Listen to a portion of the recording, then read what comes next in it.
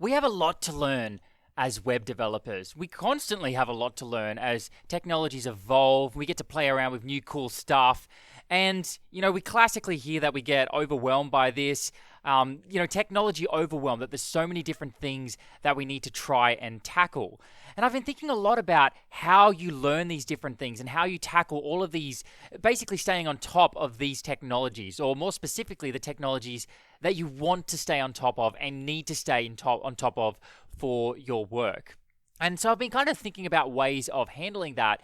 And I think where a lot of people tend to go wrong here is that they try and learn all of these different technologies all at once.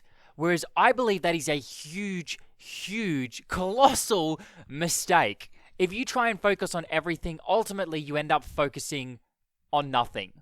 Because you're constantly task switching, you're constantly trying to remember things from one thing and things from another thing. And so what I try to do, and what I believe is the better philosophy, is to make sure that within the frame of about an hour, at least within the frame of an hour, just focus on one technology. And honestly, this kind of goes for my day-to-day work as well.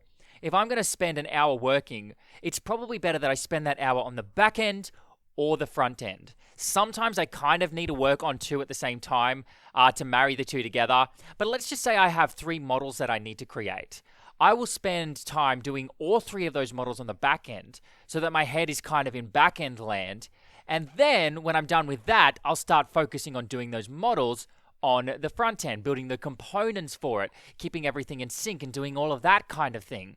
I think this strategy is a little bit better, and I think it tends to utilize your brain better as well. And this goes kind of on a macro level as well. So at the moment, there's a few things I could be learning right now. I really want to learn Clojure because Uncle Bob keeps going on about how amazing it is. And so I'm curious to learn that. But I've also got to learn up my MySQL skills a little bit for work because we're starting to get in some pretty in-depth MySQL stuff. But then I also want to learn TypeScript because we're starting to do TypeScript stuff, and I've only got a basic knowledge of TypeScript. And I think it's okay that I want to learn all of these things. However, the way I go about learning these things is important. I think it's better to spend 1 day, 2 days, or better still, even a week, focusing on just one of those things, right? Sometimes you can't do this because demands mean that you need to dive into something else. But I would rather, at the end of the day, focus on learning TypeScript and TypeScript alone and basically push all of the other stuff aside so that my brain can basically marinate on that one topic and get to a more masterful state on that one topic. And then once I've spent about a week focusing on that, then I can spend a week maybe learning Clojure. And that's kind of more of a hobby thing, learning Clojure. I don't really have a good use for it at the moment. But yeah, I can just spend a week focusing on that in whatever spare time I have. And then maybe next week, I go back to TypeScript again, now that I've kind of used it in the real world a little bit. And since I've actually used it in the real world and had a chance to play with it, you know what? Let me take a step back here. The reason this works so well is that you're not going to use it in the real world, in your day-to-day life, unless you have a pretty good understanding of it. That's why it's good to do some hard work up front to make sure you understand a new technology. And then once you're competent in it, my piano teacher used to talk about this all the time. You want to get to a competency level first. Once you're competent, you can then start digging a little bit deeper. So there's kind of like an ebb and flow between those two states. Learn the technology and then use it in the real world. Once you've used it in the real world, go back and dig a bit deeper into it now that you have that real world context. Because then when you start learning new things with that technology, the extra context that you've used it in the real world means that it will stick more in your brain. Because you'll see something like, so this is a generic. I can see how I'd use that in the real world and how it would help me.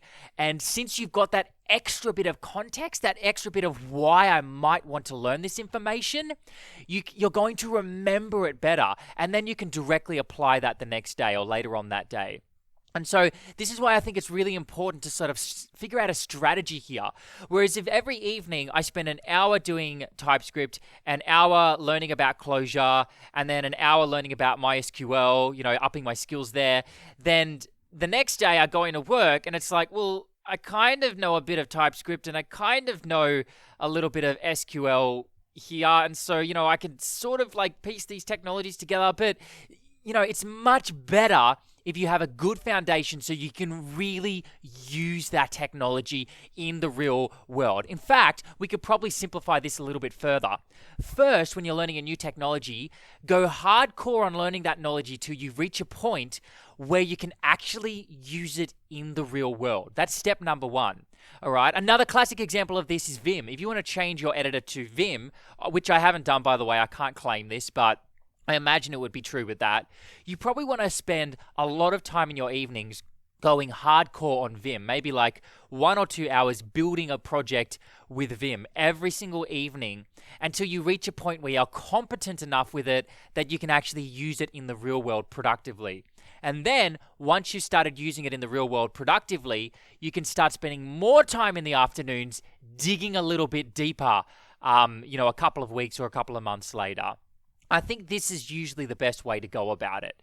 And so, the reason I'm bringing this up is I think it's a little bit more complicated than people make it out to be, because there's sort of an ebb and flow here. You learn the technology, you use the technology and stop learning about it for a while, and then you dive back into that technology again and start learning it again.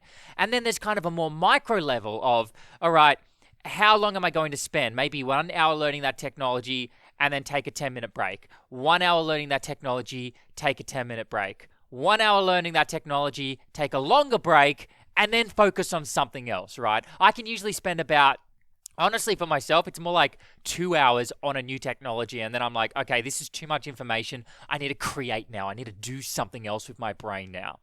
And so that's kind of the more micro level, but then you can get even more micro of what do I actually focus on? What is the thing I'm focusing on for learning this technology?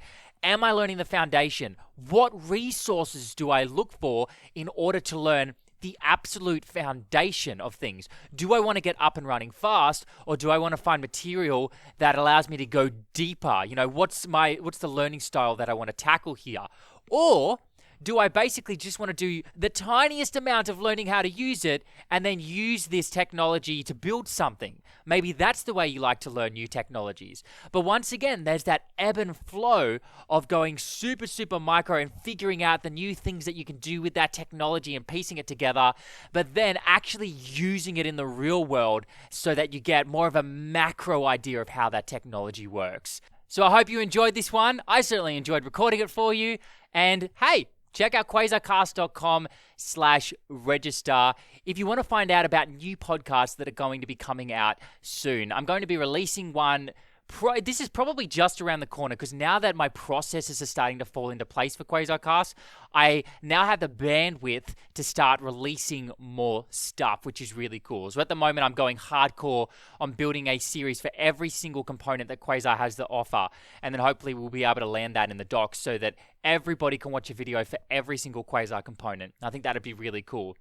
And so, if you want to be on top of that, and if you want to know about some of the other podcasts I'm going to release, one of them is going to be the Quasar News podcast, which will probably be like a bi-weekly or monthly podcast where I just update you on the latest in the Quasar and Vue world.